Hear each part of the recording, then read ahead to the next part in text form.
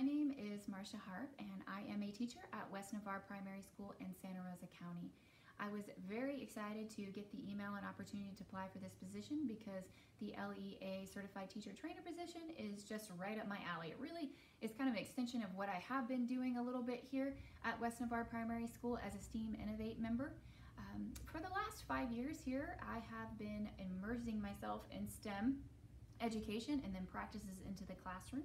I have about 400 hours of PD through STEM education and have a lot of practice integrating not only LEGO education products in the classroom, but other hands-on learning products in the classroom.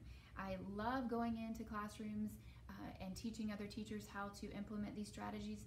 I love building those relationships with teachers and collaborating and getting new ideas. A lot of my ideas come from the teachers themselves once I'm already in a classroom. But I believe in the movement of STEM, and I believe in hands-on learning, and I believe in a new approach to teaching. And so this has been something that I've lived and breathed for quite some time now. I love teaching teachers, and I very much look forward to continually doing that in my years of education. And I'm just delighted to get this particular opportunity.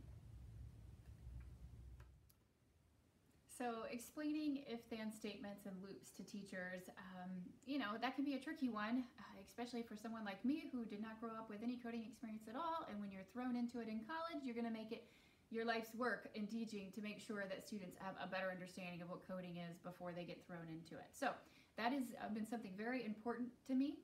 If-then statements are something that you can explain pretty simply. It's a series of instructions that are conditional. So if a student makes a C, then the teacher must reteach the lesson. Or if a student makes an A on the exam, a teacher can move on to a new lesson. So something very simple like that helps a teacher know what a if-then statement is. Now, they need to also understand that these are things that we use in our everyday life, everything around us. So if you're the one if-then statement that I can think of is if you're buying something on Amazon and you put your credit card information in wrong, you're going to get a response from the computers, saying that your credit card information was wrong. That's because someone had coded the computer to say if the patron puts the credit card number in wrong, they need to be prompted to redo it. Same with loops. Loops are just repeating a set of instructions. They make our life easier. And one type of loop I can think of is like the alarm on your phone. It's repeating, it's going off over and over again until you turn it off. Definitely something we can't live without. So just bringing these if-then statements, loops, algorithms, the coding, all the computer science language down to something that a teacher can understand, then she's going to be able to better help her students understand it as well. So just getting down to the basics and explaining it very simply, I think, is the best approach when trying to teach those things to teachers. So one of the biggest challenges that I have faced as a teacher trainer or a coach here at West Navarre Primary is really just getting teachers on board with the practice of STEM or changing their pedagogy or way of thinking. After all, we've got to build these 21st century learners, and if we stay idle in the way that we have been teaching, we're not going to do that. So LEGO education has been really instrumental in helping implement some of these STEM practices in the classroom in many different ways, whether it's with LEGO We-Dos or Story Starter Kits and just building blocks in general. It has been really helpful as a tool or component of an engaging hands-on or an extension lesson. But one of the things that we have here at West Navarre Primary that I really love is we have a LEGO lab. And our STEAM team has created and facilitate the lessons that are in there.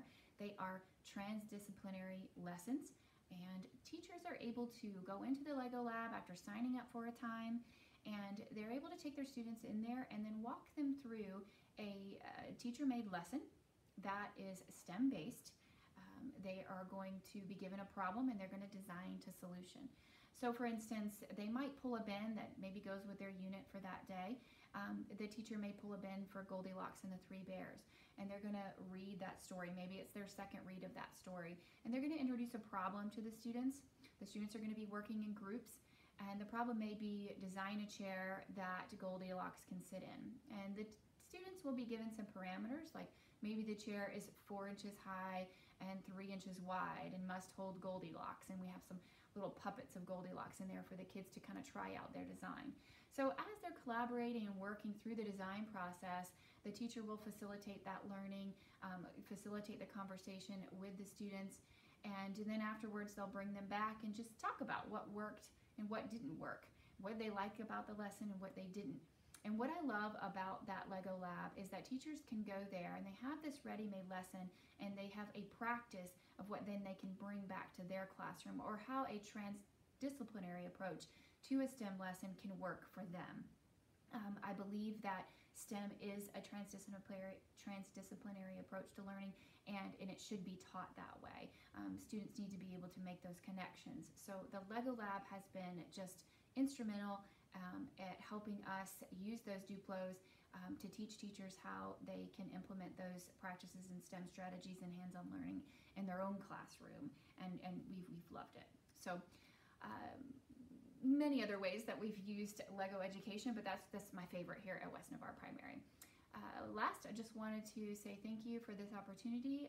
I live and breathe STEM. I hope that my expertise is beneficial to you in some way, and that we could possibly work together in the future. So thank you again for the time.